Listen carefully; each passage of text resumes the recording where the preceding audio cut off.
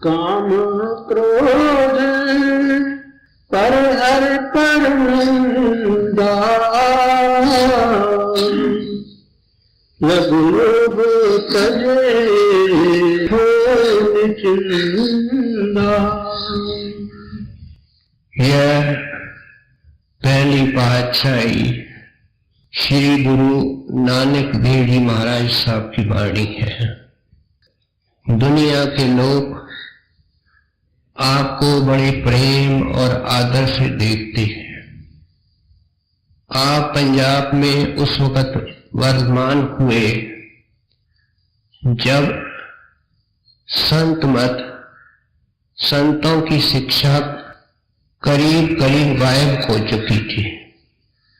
लोग कर्म कांड में, कर्म धर्म में, पूजा पाठ में, पुण्य दान में लगे हुए थे और इसी को ही सच्चा धर्म मानते थे।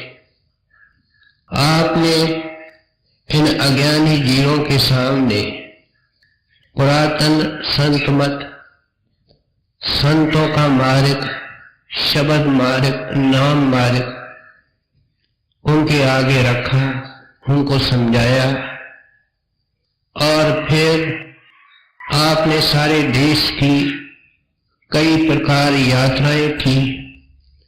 यहां तक कि आपने अपनी अंतिम यात्रा मक्के मदीने की तरफ की, जीवों को जगाया, असलियत समझाई और जिन खुशकिस्मत जीवों ने आपकी शरण ली उनसे नाम की कमाई करवा करके अपना बल दे करके घर पहुंचाया और हमारे लिए एक कल्याणकारी वाणी छोड़ के गए हैं।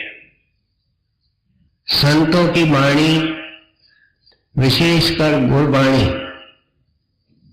उनके जब हम शब्द पढ़ते हैं तो हमको एक सरीके लगते हैं, लेकिन जब उन शब्दों को हम बारीकी से पढ़ेंगे तो संतों ने तो संतों का मार्ग, शब्द मार्ग जरूर समझाना है, लेकिन हर एक शब्द की अपनी विशेषता होती है।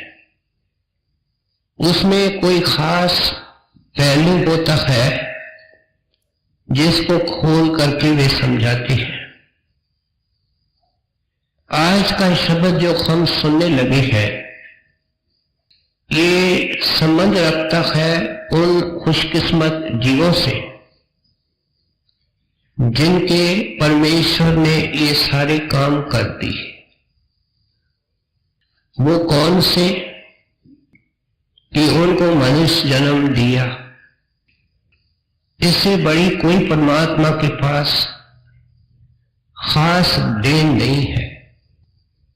हम देवी देवताओं की पूजा जरूर करते हैं, लेकिन संत इसको नहीं मानते।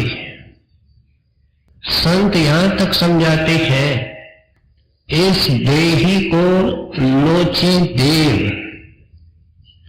सो देही भज हर की सेव।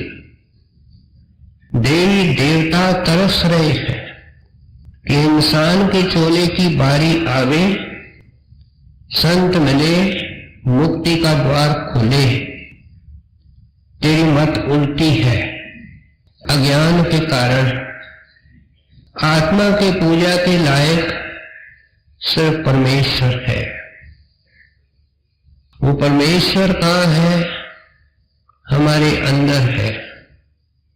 जब हम उसको सर्वव्यापक कहते हैं तो फिर ये कैसे हमारे को समझ में आवे कि हमारे अंदर नहीं है। इसलिए हमने ये सुना होगा कि गुरु नानक देव जी को सिद्ध लोक मिले थे और जंगल में, वन में भटकते उनका मिलाप गुरु नानक देव जी महाराज से हो गया। गुरु नानक देव जी ने उन सिद्धों से पूछा, सिद्ध किसको कहते हैं? जो रिद्धियों सिद्धियों के पीछे लगे होते हैं। कि आप इस वन के अंदर क्यों भटक रहे हो। काहे रे बन खोजन जाई, सरब निवासी सदा अलेपा, टोए संग समाई। वो तो आपके श्वासों से नजदीक परमेश्वर है, प्यारे जंगल में क्यों तलाश करने निकले हो। सिद्ध लोग पूछते हैं, महाराज अगर हमारे अंग संग है, नजर तो नहीं आता। तो गुरु साहब दो मिसालें देख करके उनको समझाते हैं। पाप मध्य जो बास बसत है, प्यारे फूल नजर आता है, लेकिन फूल की खुशबू का नजर आती है, वो उसके अंदर गुप्त रूप में मौजूद है। मुकर माए जो छाई, जैसे आईना नजर आता है, लेकिन सब शक्लें जो उसमें देखेगा वे उसके अंदर गुप्त रूप में समाई हुई है। ऐसे ही हर बसत निरंतर, इन दो मिसालों से समझाया कि इस तरीके से वो परमात्मा आपके अंदर गुप्त रूप में है। प्रकट कैसे होगा, घटी खोजो भाई। घट किसको कहते हैं, आंखों से ऊपर वाले शरीर के हिस्से को। अगर आपके अंदर है तो घट की रिसर्च करो। करें तो कैसे करें, इसका उत्तर कबीर साहब देते हैं। कहते हैं, वस्तु कहीं ढूंढे कहीं, कह बिद आवे हाथ, इसलिए आज तक हाथ नहीं आई। क्योंकि वो परमेश्वर शरीर के अंदर है। ये चारों कोनों की खाक छान करके बाहर तलाश कर रहा है, इसलिए इसकी ये चीज हाथ नहीं आई। हाथ कैसे आएगी, कह कबीर तब पाइए, भेदी नीचे सा। दरकार है उस महात्मा की, उस दरवेश संत और मिस्टिक की, जिसने घट की रिसर्च की है। आंखों से ऊपर परमेश्वर ने जब इंसान का शरीर बनाया तो आंखों से ऊपर उसने अपने मिलने का मार्ग बनाया। वो शब्द मार्ग है, प्रकाश, कीर्तन, अमृत, शांति, मुक्ति का मार्ग है। और फिर उसके अंतिम छोर पर खुद बैठा। हमारे यहाँ हिंदू भाई तिलक लगाते हैं और पुराने जमाने के अंदर चोटी रखते थे। ये अलंकारिक है कि आत्मा की बैठक आंखों के बीच में है और परमात्मा की बैठक सिर के चोटी पर है। इसके बीच में शब्द की घाटी है। इस शब्द को पकड़ के उस परमेश्वर तक आत्मा ने जाना है। आत्मा जब तन और मन से अलग होगी, इसलिए कहते हैं घट ही खोजो भाई। और ऐसे भेदी की खोज करना मनुष्य देह का परम मकसद है। गुरु नानक देव भी कहते हैं, ऐ खुशकिस्मत इंसान, अगर तेरी तकदीर जागी, तेरी सोई हुई तकदीर जागी, जन्मों जुगों के बाद जागी, तुमको शब्द स्वरूपी और शब्द भेदी महात्मा मिल गया। उसने कृपा करके तेरे को शब्द का भेद भी दे दिया। क्या सिमरन, ध्यान और धुन को सुनना। अब कहते हैं प्यारे, मेरी बात को जरा ध्यान देकर के सुन कि तेरी आत्मा ने परमात्मा के साथ मिलना है, इसका निर्णय हो चुका है। लेकिन ये ये सफर बहुत लंबा है। और मुझे देख करके गुरु साहब कहते हैं अफसोस हो रहा है कि तेरे तरफ से कोई यत्न नहीं हो रहा है। प्यारे, अब ये विलंब, ये सुस्ती, ये बेपरवाही छोड़, ध्यान देकर के आज के शब्द को सुने। माफ करना, एक शब्द हमारी जिंदगी बदलने के लिए पर्याप्त है। कहते हैं तैयारी सफर की घर में होती है। जब हम घर में तैयारी कर लेते हैं फिर सफर शुरू होता है। तैयारी के रूप में क्या कहते हैं? काम क्रोध पर हर पर निंदा, लब लोभ तज होए निचंदा। नाम के बाद भी तो चिंताओं में डूबा हुआ है, जब नाम इसको हर तरीके से मुक्त करने का मुकम्मल साधन है। कहते हैं निश्चिंत होना चाहते हो तो उठाओ कदम और चलो उस दिशा में जिस दिशा पर आप इशारा कर रहे हैं कि काम को छोड़ो। आए दिन हम सुनते हैं कि संत मत में काम का अर्थ पर स्त्री पर पुरुष का ख्याल है। पूर्ण संत महात्मा जब शरण देते हैं तो सब प्रकार के नशे छुड़ाने का पूरा वायदा लेते हैं। सब प्रकार के मांस मछली इत्यादि खाने की मना करते हैं। हक हलाल की रोटी खाने की ताकीद करते हैं। जिन्होंने हमको ये ताकीदें की है, अब उनके अंदर ये महात्मा अपने तरफ से और शर्तें जोड़ रहे हैं। कहते हैं वो क्या है कि पराई स्त्री पराये पुरुष का ख्याल छोड़ दे। कबीर ने बड़े आम है साधारण मिसाल से समझाया कि काम अंधकार है, जो नाम तेरे को अंदर मिलेगा वो प्रकाश में है। ऐ नाम के खोजी, ऐ नाम के अभिलाषी, प्रकाश और अंधकार का कोई मेल नहीं है। वे कहते हैं जहां रात है वहां दिन नहीं, जहां दिन है वहां रात नहीं।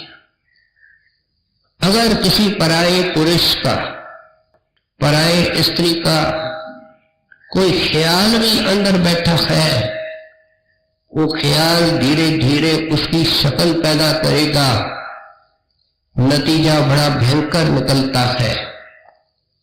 अगर उसका ख्याल जिंदगी में पूरा नहीं हुआ तो उसी ख्याल को लेकर के मरेगा, आगे जाकर के पूरा करेगा। महात्मा उस ख्याल को जड़ से खत्म करना चाहते हैं। कबीर साहब एक और मिसाल देकर के समझाते हैं कि पर स्त्री पर पुरुष का ख्याल कैसे है। कहते हैं बाहर का जहर तो खाने से असर पैदा करता है, ये तो सिर्फ देखने से पैदा करता है। एक मुसलमान दरवेश अपने सेवकों को समझा रहा है कि प्यारे मेरे सेवक बनना चाहते हो तो अगर मस्जिद के अंदर कुरान शरीफ भी पढ़ाना हो तो अकेलाई में किसी औरत को नहीं पढ़ाना। ये है काम का अर्थ। लेकिन गृहस्थ आश्रम के अंदर भी ये काम है, क्योंकि काम का इंस्टिंक्ट नेचर ने सबके अंदर रखा है। रखा इसलिए है कि संतान की उत्पत्ति हो सके।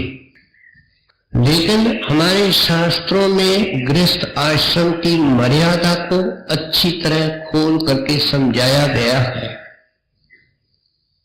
क्योंकि संतों ने भी अधिकांश संतों ने भी शादियां की है, संतान उनको भी हुई है, लेकिन उन्होंने संयम और मर्यादा का जरूर जिक्र किया है। हजूर महाराज की जो चिट्ठियां हैं उनको हम अगर पढ़ते हैं तो वहां कंट्रोल्ड मैरिड लाइफ का जिक्र आता है। शादीशुदा जिंदगी जिसके अंदर नियंत्रण है, कंट्रोल है। हम जानते हैं कि दो किनारों के बीच में नदी बहती है, अगर बाढ़ आवे तो नुकसान होता है, अगर पानी नहीं पड़े तो आफत आती है। इसलिए इसको संयम कहा गया है। बड़े महाराज साहब ने इस विषय के ऊपर 2 सत्संग फरमाए हैं। एक शब्द गुरु नानक देव जी की वाणी से है और दूसरा कबीर साहब की वाणी से है। पहले शब्द की कड़ी है, बिंद बिंद सबको कहे, महाबिंद कोई बिरला लगे। और कबीर साहब के शब्द की पहली कड़ी है, कामी का गुरु कामनी। हमारे डेरे की तरफ से छपाए हुए संत मत प्रकाश में ये दोनों सत्संग है। हर एक बहन भाई को इनको बारीकी से और समय समय पर पढ़ना चाहिए। आम सभा में कहना मुनासिब नहीं। हजूर महाराज ने अच्छी तरह खोल के समझाया है, शादी क्यों, शादी कब, संतान कितनी, फिर दुनिया में कैसे रहना, अपने संतान में कैसे नेक गुणों का विकास करना।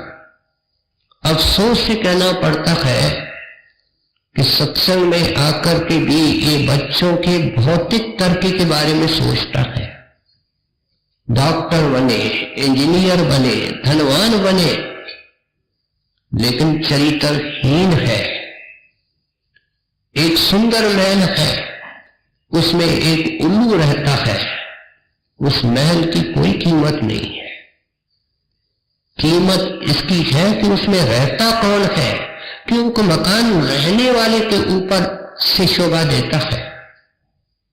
इसलिए जब हम बाल बच्चों की इतनी सेवा करते हैं तो उनके अंदर नेक गुणों का विकास करें। और जैसे बड़े महाराज जी खुद फरमाया करते थे कि मेरे दादा साहब मेरे को साथ सत्संग में ले जाते थे। नतीजा ये हुआ कि मेरे को साधु महात्माओं की संगत का शौक हो गया और आखिर क्या हुआ, उन्होंने लाखों को इस भव सागर से पार किया। तो इसलिए कहते थे इस काम से पीछा छुड़ाओ। पति पत्नी का रिश्ता बड़ा ऊंचा है, एक दूसरे की साझीदार बन करके रहिए और नेक पाक जीवन व्यतीत करके नाम की कमाई करें। बच्चों के अंदर भक्ति भाव का गुण बढ़े जब उनको लायक बनाने की कोशिश करते हैं। फिर आप फरमा रहे थे कि क्रोध उड़ दो। क्रोध काल का हथियार है। काल ने हमको अच्छी तरह आगे आप समझाते हैं, अच्छी तरह बांध करके रखा है। और जब एक जोश और क्रोध में आता है तो इसकी हालत क्या होती है, जैसे बच्चा गेंद के साथ खेलता है, एक किक मारता है, पता नहीं बाल कितना दूर चला जाता है। 5 मिनट का जोश, एक किक किसने मारी है, काल ने, मन ने, वो इसका भजन 1 महीना छुड़ा देता है। हर वक्त वो लफ्ज इसके कानों में गूंजते हैं, उसकी शक्ल सामने आती है। सो इसलिए कहते हैं गुरु साहब ने वाणी के अंदर तो यहां तक लिखा है समझाने के लिए, जब सत्संगी तहे दिल से ये पूछता है कि क्रोध घाती है, खतरनाक है, लेकिन बचने के उपाय क्या है, तो गुरु साहब इसका एक उपाय तो ये बताते हैं, तिना पास दिवास न बैठिए जिन अंतर क्रोध चंडाल। कहते हैं पहले तो उनके पास बैठते क्यों हो, जो कामी है, जो क्रोधी है। सबसे बड़ी गनीमत जो संत मत में है, संतों के जीव के लिए है, वो एकांत है। अगर गहराई से देखा जाए सारे झगड़े, सारे क्रोध की जड़ बेजिम्मेवारी से और फालतू बोलने से शुरू होती है। इसलिए जितना हो सकता है खामोश रहना चाहिए। इसमें परमार्थ में सब कुछ सहन करना है, लौट करके कुछ भी नहीं कहना है। इसलिए तो कबीर साहब ने समझाया, मौन गहे सबकी सहे और करे क्या, सिमरे नाम अगाध। अगर तुम इतने ऊंचे ग्राहक हो तो प्यारे मन की खाट को भी इतना ऊंचा बनाओ, उसके बगैर ये नहीं होगा। दूसरा आदमी कीचड़ में खड़ा है तो पहाड़ी के ऊपर खड़ा होना चाहता है, तेरा और उसका क्या मेल है, तू उसके लेवल पर नहीं आ सकता। अगर घर के अंदर एक क्रोधी है तो दूसरा क्यों बने, जब वो क्षमावान बनेगा, शांत रहेगा, तब दूसरा भी धीरे धीरे ठंडा होगा। क्रोध का जवाब क्रोध नहीं है, क्रोध का जवाब और इसका जो फल है वो क्षमा है। हम किसी के ऊपर क्रोध की ज्वाला किस वक्त फेंकते हैं, जब हम समझते हैं कि ये कम अकल वाला है, इसने गलती की है, हम श्रेष्ठ है, बुद्धिमान है, ये बुद्धिहीन है, इसलिए हम उसको क्रोध का शिकार बनाते हैं। लेकिन गहराई से अगर सत्संगी नहीं सोचेगा तो क्या दुनियादार सोचेगा कि जन्मों जन्मों से हमको परमात्मा से किसने विछोड़ा है, किसने अलग किया है, हमारे गुनाहों ने, हमारे कर्मों ने। जब उस महापुरुष अकाल पुरख ने अपनी दया को देखा, हमारे कर्मों को नहीं देखा, अगर देखता तो हम उसके सामने खड़े होने के लायक नहीं है, क्योंकि जिसको हमारी छाया लग जाए वो पापी हो जाए। क्या इतने ऊंचे नाम के लिए हमारे अंदर कोई लायक बन भी सकता है? जब गुरु नानक देव जी वाणी के अंदर लिखते हैं कि मैं लायक नहीं हूं, तो क्यों नहीं याद करते हैं उस घड़ी को जब उस महापुरुष ने हमारे गुनाहों को नहीं देखा, क्षमा कर दिया और इतनी क्षमा बख्शी कि दीवार गिरेगी गुनाहों की और परमात्मा को ये आत्मा मिलेगी। कहते हैं फिर तुम दूसरे के छोटे मोटे गुनाह क्यों देखते हो? अंग्रेजी के अंदर कहा जाता है forgive and you will be forgiven.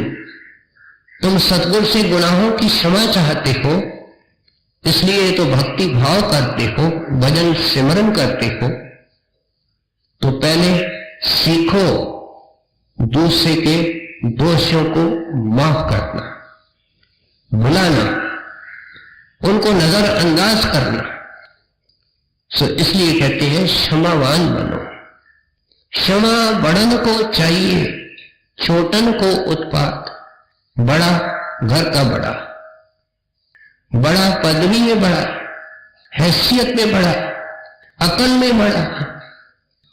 दीनता परमात्मा को प्यारी है, क्षमा प्यारी है, लेकिन जो धनवान होकर के, पदवी वाला होकर के, हैसियत वाला होकर के क्षमावान बनता है, धीरजवान बनता है, वो परमात्मा की दया का ज्यादा पात्र होता है। फिर आप समझाते हैं पराई निंदा छोड़ दो। ये पराई निंदा क्या है कि अपने साफ सुथरे घर से निकलना, हाथ में झाड़ू लेना, दूसरे के घर में जाना और उसकी गंदगी इकट्ठी करना और उसकी टोकरी भर करके अपने घर में रखना, ये है निंदा, जिसके भागी हम सुबह शाम होते हैं।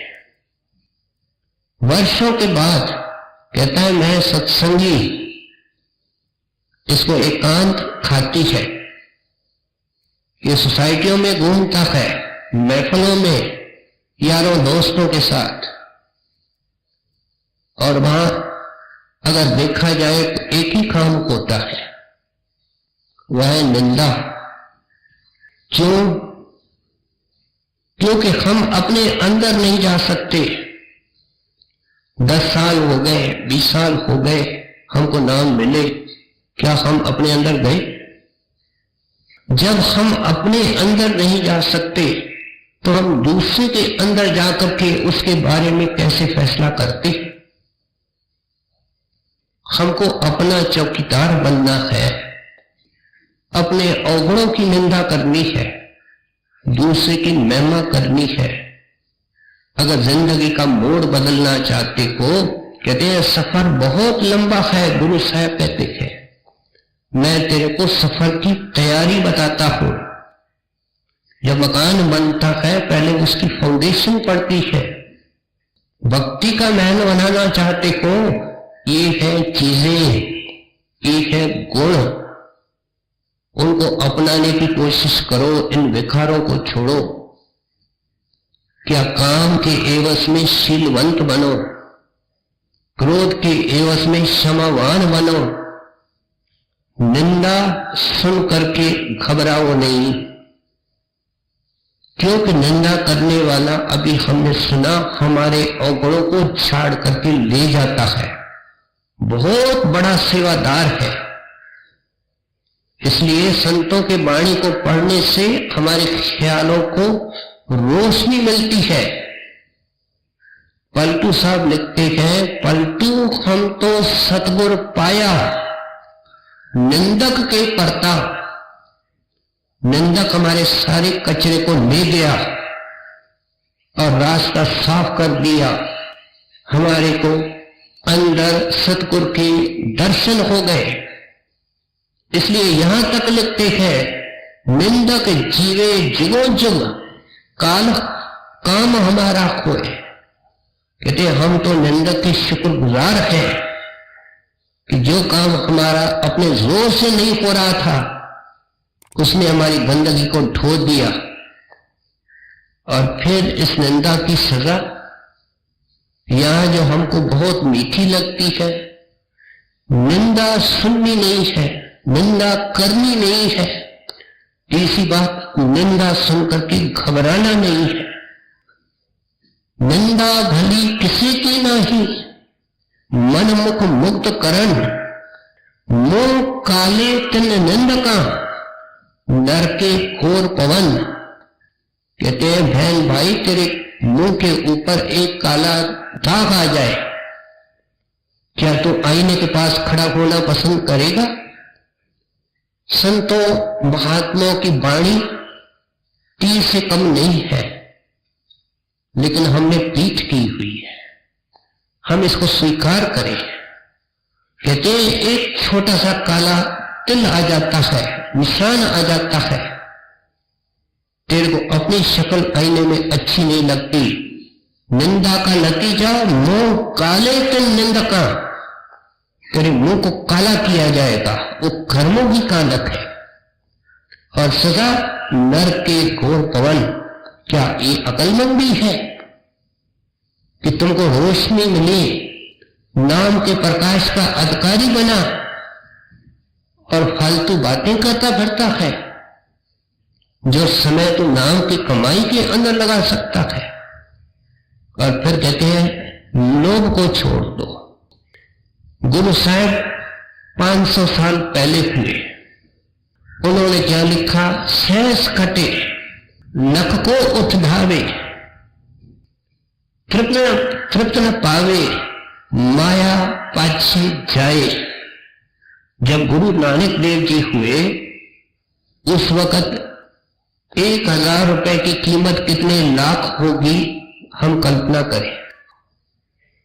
अपने जमाने की वाणी में बोलते हैं कि 1000 मिल गया, सहस खटे, कहते हैं तो भी शांति नहीं।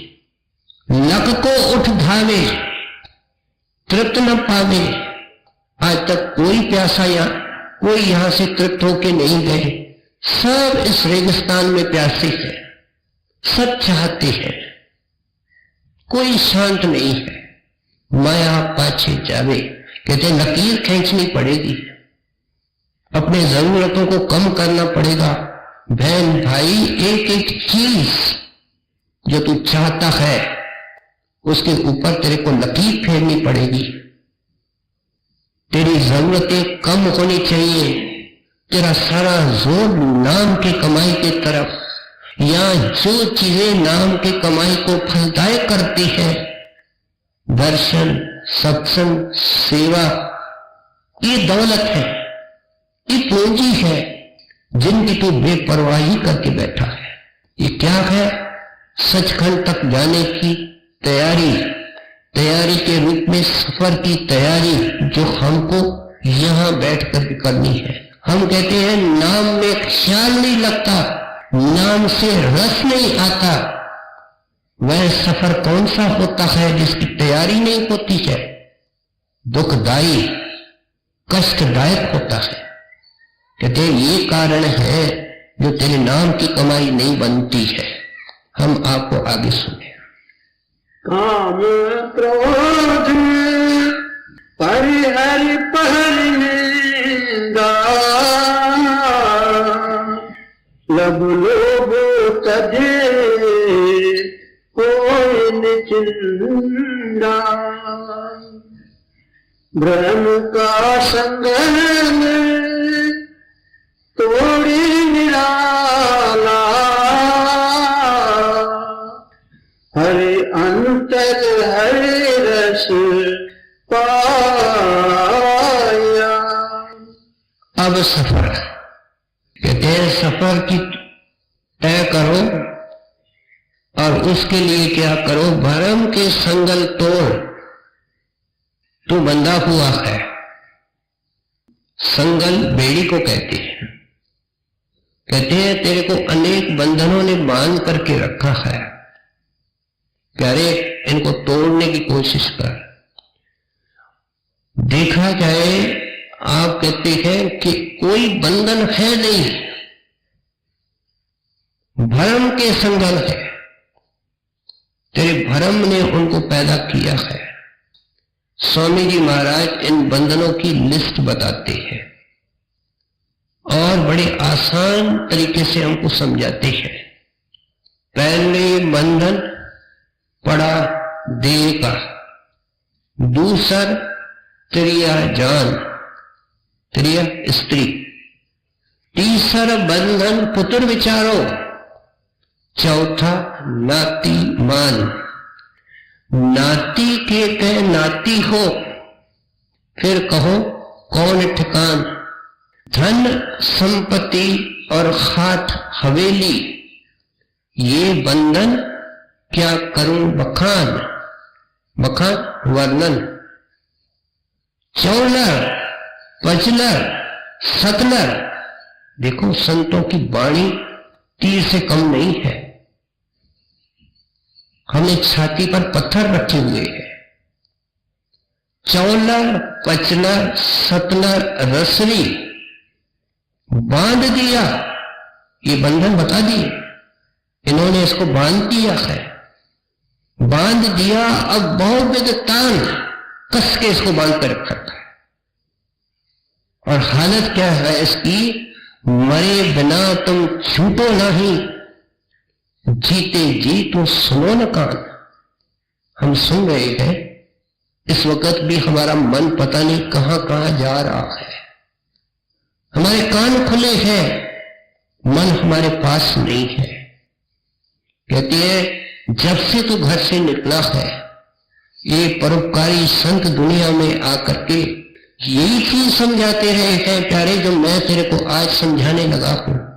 गुरु नानक देव जी महाराज कहते हैं, लेकिन तुमने सुना नहीं। अब मेहरबानी करके सुनी मत कर, जो सुनो उसको हृदय में बिठाओ। ये सारे बंधन, जिनका मूल बंधन क्या बताया, पहला बंधन पड़ा देह का। कहते हैं सब इस देह से बंधन शुरू होते हैं और देह खुद भ्रम है। एक आदमी सड़क पे जा रहा है, हट्टा कट्टा है, हम सुनते हैं रात को उसको हार्ट अटैक हुई, डॉक्टर को बुलाया गया, यत्न किया गया, लेकिन वो चला गया। सुबह को उसका संस्कार निकला, उन्हीं लोगों ने शमशान भूमि से धुआं निकलता देखा। एक दो दिन के बाद उसके रिश्तेदार गए, उनके फूल और अस्थियों को चुनने के लिए उनको एक डिब्बे के अंदर डाल दिया। मरघट से वो डिब्बा निकल करके देखता है, दोस्त को बताता है फलाना मर गया, उसके फूल है। कहते हैं अगर इस शरीर को मैं भ्रम कहता हूं, गुरु नानक देव जी जैसे चोटी के महात्मा, तो मैं क्या गलती करता हूं। 2 दिन पहले वो सड़क पर चलता था, पता नहीं सारी दुनिया को अपना मानता था। आज एक डिब्बे के अंदर उसकी अस्थियां हैं, लेकिन देखो उसके नाज कितने हैं, नखरे कितने हैं, उसकी जरूरतें कितनी हैं, उसकी उड़ान कितनी है, वो चाहता क्या क्या है। कितना मूर्ख हो रहा है कि जिस मतलब से शरीर मिला है वो काम न लेकर के ये जुआरी की तरह अपने श्वासों की पूंजी उड़ा रहा है। इसलिए कहते हैं कि ये बंधन तोड़, कैसे टूटेंगे, इसलिए तो संत नाम देते हैं। नाम, सिमरन, ध्यान और धुन को सुनना इन सारे बंधनों को तोड़ेगा, क्योंकि ये प्रोसेस जीते जी मरने की है। मरने से पहले मरना, ये इसलिए नाम दिया जाता है कि तुम घट में आओ। अंत वेले जमदूत आंखों के बीच में आकर के इस शरीर से सूरत और आत्मा को निकालता है। मरते हुए प्राणी को हमने देखा है कि उसके हाथ पैर ठंडे होते हैं, सुन्न होते हैं, फिर उसका धड़ सुन्न होता है, फिर उसको हिचकी चलती है, आखिर में आंखों की पुतलियां बदलती है, उसके मुंह पर सफेद कपड़ा डाला जाता है, आत्मा शरीर से अलग हो गई। कहते हैं अब गुरु का बल लेकर के, उसके नाम की सहायता लेकर के, एक सच्चा सत्संगी बन करके तुम उस साधन को करो जो तुमको गुरुदेव ने किसी शुभ घड़ी में अपने परम दया से बख्शा है। क्या सुबह को उठ करके 2-3 घंटे बैठो, नाम के प्यासे होकर के बैठो, सच्चा ग्राहक होकर के बैठो, अपने गुनाहों का एहसास रख के बैठो। एक बड़े साहिब को हमने मिलने के लिए जाना है, जो एक इशारे से हमारे सारे दुखों को दूर कर सकता है, तो हमारे अंदर कितनी आशा होती है, कितनी सावधानी होती है कि साहब का एक इशारा पता नहीं हमारे सारे तकलीफों के ऊपर लकीर फेर देगा। इसको सत्संगी को उस वक्त नींद के झटके आते हैं, दुनिया के ख्याल आते हैं, इस बेअदब को बैठने नहीं आता है। कि कितने बड़े साहिब के हजूर के अंदर ये बैठा है। कहते हैं जीते जी मरने का सवाल कहां आता है। इसलिए कहते हैं उस अंदर के प्रकाश और अमृत का ग्राहक होकर के बैठो, सारे ख्यालों को ताक पर रखो। बड़े महाराज जी का एक अनमोल वचन मिलता है कि जब भजन बैठो ऐसे समझो कि दुनिया तेरे लिए मर चुकी है और तू दुनिया के लिए मर चुका है। अगर कोई ये इस तरीके से बैठे, क्या उस शरीर रूपी कब्र में रहेगा? जबकि वो निकालने वाला आंखों के बीच में सतगुरु दीनदयाल इंतजार लेकर के खड़ा है कि ये मेरे तरफ देखे, मेरे तरफ चले, मैं कब्र से इसको निकाल दूं, अपने साथ मिला लूं। इसलिए कहते हैं अंदर जाएगा तो क्या होगा, इसका जिक्र गुरु साहब सिस्टमैटिकली आगे करते हैं।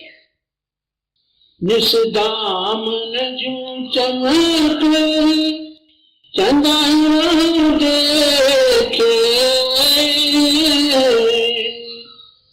अहनिस जोते निरंतर पेखे। कहते हैं मानक मजूरी देत है क्यों राखे भगवान। जब उसका सच्चा आशिक बन करके, नाम का प्यासा बन करके ये बैठेगा, गुरुदेव मुझे इस कैद खाने से छुड़ाओ। कौन इस शरीर को कैद खाना मानता है? ये दुनिया तो हमको बहुत खुशनुमा लगती है, हर चीज प्यारी लगती है। शरीर में एक कांटा, एक सुई हमको तकलीफ देती है। कौन इसको कैद मानता है? जब कैद मानता नहीं तो कैद से निकले कैसे? इसलिए कहते हैं कि जैसे जैसे ये निष्ठा और प्यार से बैठता है और गुरु को हरदम साथ लेकर के अपने दैनिक काम करता है, क्योंकि ये काम बांधने वाले हैं। हर एक काम जो दुनिया का हम करते हैं, एक मुसलमान दरवेश कहता है काम बांधने वाला, नाम छुड़ाने वाला, ख्याल नाम में रखो। दिन भर नाम में ख्याल उसका रहेगा जो मौत को याद करेगा।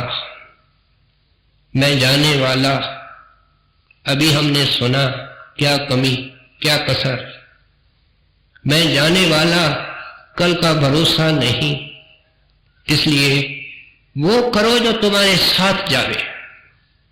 अब तक जो कुछ हमने किया है सब यहां रह जाएगा। कुछ करो जो साथ जावे, मदद करे। इसलिए कहते हैं जब इस निष्ठा और प्यार से ये बैठता है तो वह दीन दयाल मानक मजूरी देत है क्यों राखे भगवान। इसका शरीर ठंडा होने लगता है, भजन से रस आने लगता है और दुनिया की आशा तृष्णा नीचे रह जाती है। शरीर एक पहाड़ी है।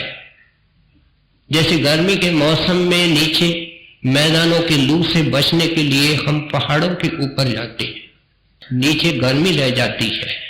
इस तरीके से जैसे जैसे इसका ख्याल हाथों पैरों से निकलता है, धड़ से निकलता है, आंखों के बीच में एकाग्र हो जाता है, आंखों से नीचे इसको शरीर का कोई होश नहीं रहता है, सिमरन इसका ऑटोमेटिक हो जाता है, शब्द की गूंज इसको सुनाई देती है, आंखों के बीच में प्रकाश आ जाता है। तो गुरु साहब कहते हैं निस दामन जो चमक चंदायन देखे, निस ज्योत निरंतर पेखे। कहते हैं इस तरह की ज्योत तेरे की नजर आएगी फ्लैश के रूप में। और वो क्या है? फ्लैश क्या होती है? प्रकाश आता है और चला जाता है। बाहर से उस फ्लैश को समझाने के लिए गुरु साहब मिसाल दे रहे हैं कि जैसे रात को बादल घंघोर आ जाते हैं, बादलों की टक्कर होती है, उस टक्कर से बिजली पैदा होती है, वो बिजली आती है और जाती है। इस तरह की फ्लैशेस अभ्यासी को आंखों के बीच में आती है। हजूर महाराज से किसी ने पूछा है कि ये आती जाती क्यों है, तो जवाब ये जाता है कि रोशनी और प्रकाश आता जाता नहीं है, वो तो कांस्टेंट है, वहां मौजूद है, लेकिन अभ्यासी का ख्याल अभी टिकने का आदी नहीं बना। ख्याल टिकता है, प्रकाश देखता है, ख्याल हटता है, अंधेरा हो जाता है, लेकिन धीरे धीरे अभ्यास मुकम्मल होता है और फिर इसको सूरज, चांद, सितारे नजर आते हैं। ये क्या है? जिसको हमारे शास्त्र देवियों और पितरियों का मार्ग कहते हैं। मुसलमान दरवेश इसको शशमाल चक्कर कहते हैं। ये सूक्ष्म मंडल और मटीरियल वर्ल्ड के बीच में कनेक्टिंग लिंक है। अब ये आसमान के ऊपर चला गया, जो आसमान में सूरज, चांद, सितारे नजर आते हैं, इसको अंदर में आते हैं और उसके बाद अगली कड़ी के अंदर समझाते हैं कि जब इनको पार करके ऊपर जाता है, इस शरीर की कब्र खाली हो जाती है। ये अपने आंखों से देखता है अभ्यासी कि मेरा शरीर से कोई वास्ता नहीं। कहते हैं ये कहानी नहीं है, अफसाना नहीं है, ये करनी है, ये रहनी है। तुम जिंदगी से देख सकते हो कि तुम इस शरीर के कैदी नहीं हो। और उस वक्त जब देह से ये विदेह होता है तो इसको अंदर में सतगुर मिलते हैं। सतगुरु दीनदयाल जिसने कृपा सिंध ने किसी शुभ घड़ी में इनको अपने चरणों की शरण दी, उसी रूप में लेकिन प्रकाश में, रेडियंट, नूरानी, ज्योतिर्मय, उस रूप में मिलते हैं। और इतना महासुंदर है कि उसके बाद अंदर का लंबा सफर है, लेकिन लाखों लाखों शक्लें रास्ते में है, कोई शक्ल उसके मुकाबले की महासुंदर नहीं है। इसलिए इस अभ्यासी की आंख किसी शक्ल में डुबकी नहीं मारती है। उसको देख देख करके जैसे फिनाइल की गोली को अपने आप उड़ जाती है, बर्फ अपने आप पिघल जाती है, ये देख देख करके गुरु में समा जाता है।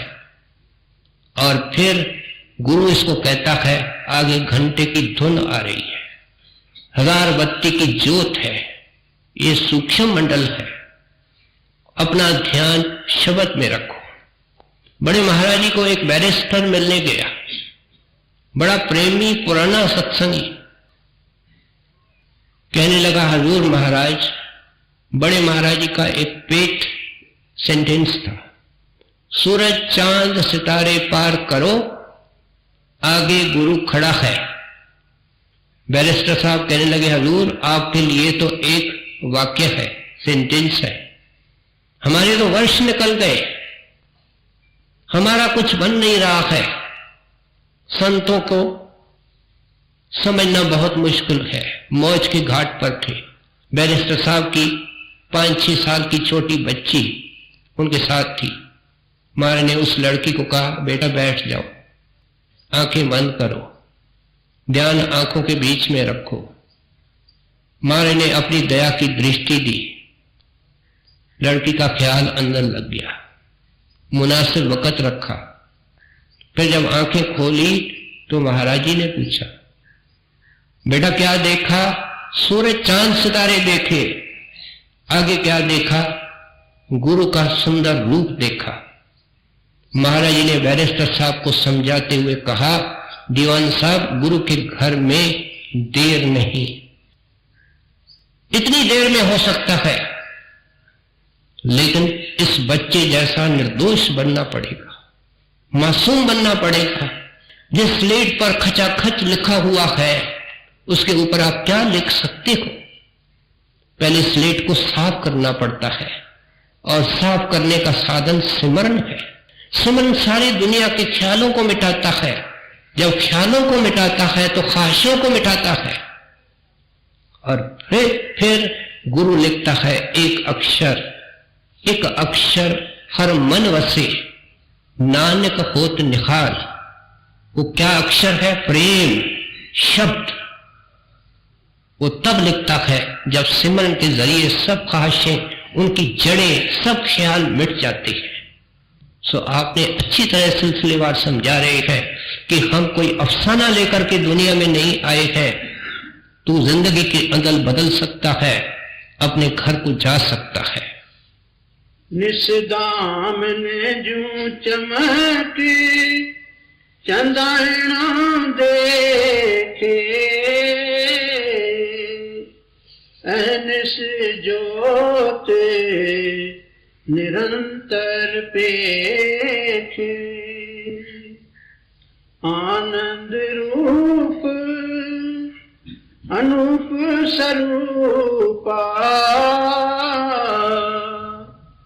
गुरपुरे दिखाया, सतगुरु मिला आपे प्रभु तारे, ससधर सूर दीपक गैनारे, देखे अधिष्ट राहुल विलागी, सब ब्रह्म सब आया, अमृत रस पाए तृष्णा भव जाए, अनुभव पद पावे आप गवाए, ऊंची पदवी ऊंचा ऊंचा, निर्मल शब्द कमाया, अदृष्ट अगोचर नाम पारा, अति रस मीठा नाम प्यारा,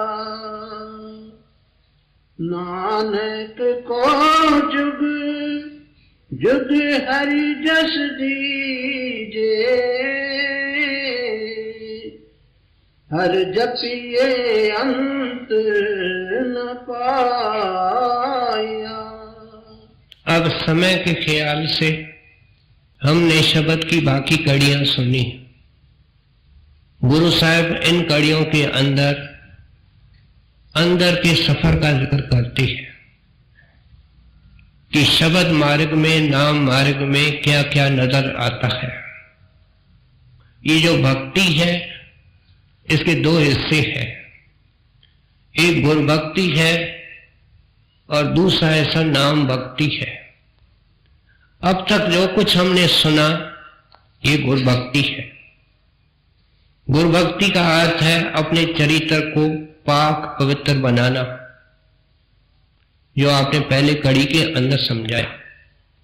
और फिर गुरु भक्ति के अंदर आया कि दुनिया के इच्छाओं और ख्वाहिशों का परित्यागन करना, नाम का ग्राहक बनना और इसका एक्सक्लूसिव ग्राहक बन करके अपने सारे जीवन के श्वासों का दाव लगाना, श्वास श्वास में नाम को छाती के साथ रखना, बढ़ते हुए शौक से नाम की कमाई करना, इस शरीर रूपी पहाड़ी पर चढ़ना। गुरु इसको कब्र से निकाल देता है, अंदर में दर्शन देता है। ये क्या है? गुरु भक्ति। उसके बाद नाम भक्ति का कोर्स शुरू होता है।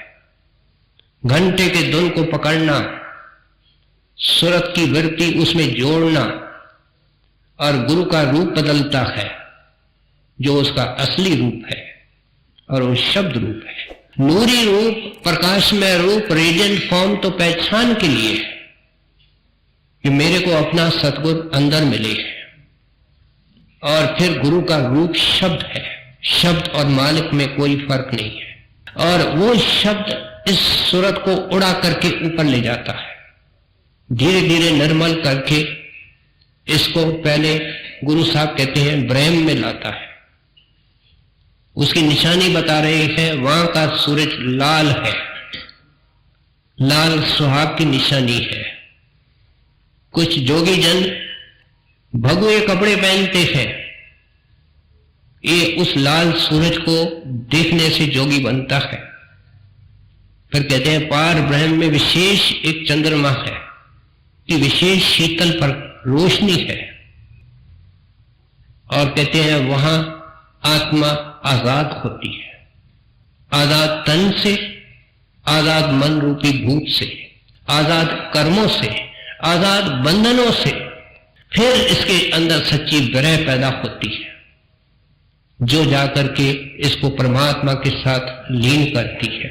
कदम कदम में शब्द गुरु इसका मददगार होता है, बड़ी औखी घाटियों से इसको पार करता है, एक श्वास इससे अंदर अलग नहीं होता है, और हरदम इसकी सहायता करके इसको घर में पहुंच जाता है। अब गुरु नानक साहब ने ये वाणी संत उस वक्त उचारते हैं जब मालिक में मिल जाते हैं, और मालिक और गुरु के हुक्म से उचारते हैं, लिखते हैं। इसलिए अंत में एक बेनती करते हैं कि ऐ मालिक, ये जो कुछ बना है, क्या मैं खत्म हो गया, कतरा सागर में लीन हो गया, मेरा दुख और कलेश का इतिहास सदा के लिए बंद हो गया, नरकों के दरवाजे बंद हो गए, आवागमन का चक्कर रुक गया। दीन दयाल, ये सब आपकी कृपा है।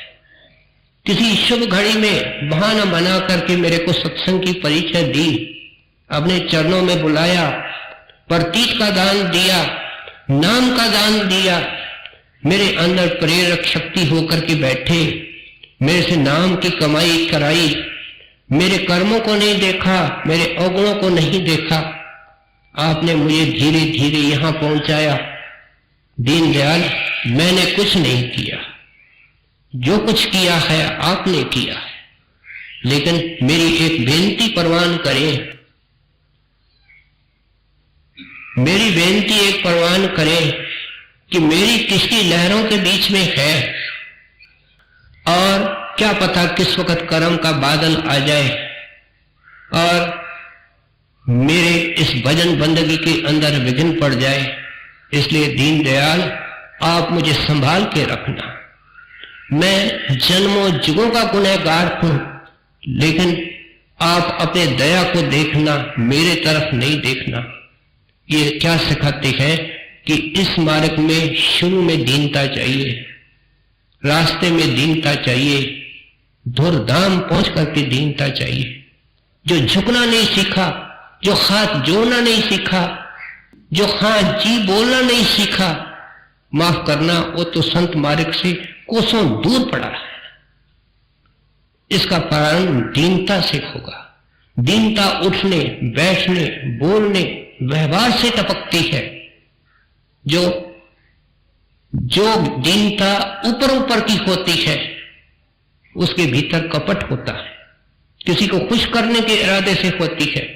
सच्ची दीनता नाम की कमाई से आती है, संतों के शरण में बैठ करके आती है। इतनी ऊंची अवस्था को पा करके क्या अरदास कर रहे हैं, एक एक लफ्ज से दीनता टपकती है। दीनता का पाठ पढ़ा रहे हैं। दीन बनो प्यारे, मालिक के ग्राहक बनो। आपका फैसला हो चुका है, आप घर को जाएंगे, और जब जाएंगे दुख और कलेश की बदबू तक नहीं रहेगी। एक सदा का इतिहास खुशियों और शांतियों का शुरू हो गया। गुरु साहब ने वाणी के अंदर इसका जिक्र करते हुए फरमाया, मिलिया राम बेअंत सुख। नानक को जुग जुग हरि जस दीजे, हर जपिए अंत